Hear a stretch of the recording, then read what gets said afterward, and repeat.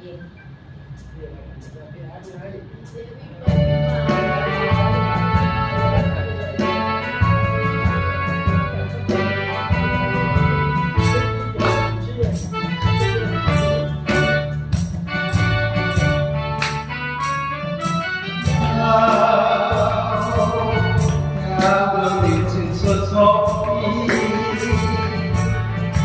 เลยประดับในดวงนี้ห้องชวงที่เคยเป็นที่รักฝากใจ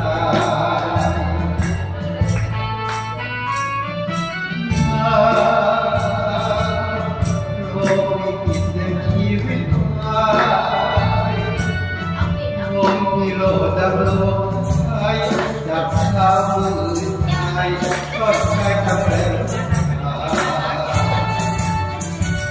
ยินวอนโอ้รุ่นแห่ฟ้าเรืองแสงตาแต่สาวเดินทางมีเวทนาที่เป็นความหวงหา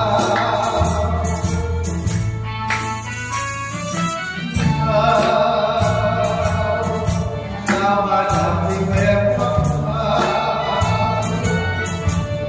ว่าจากมาไปแล้วเราผิดคงควรเราก็ไม่ยอมเห็น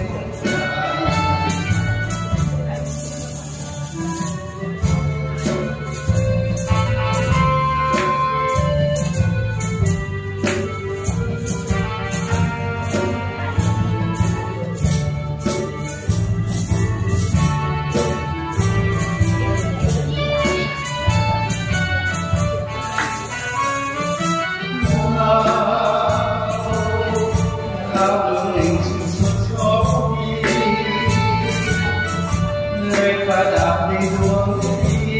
ห้องสวงที่เคยเป็นที่รักฝากใจ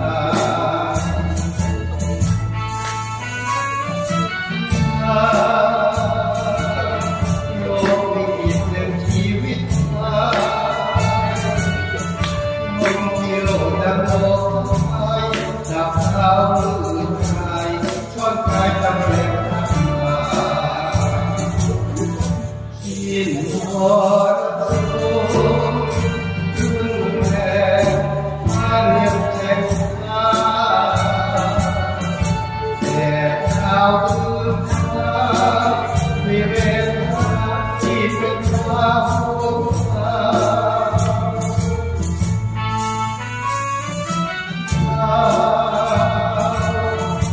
ดาวประดับใน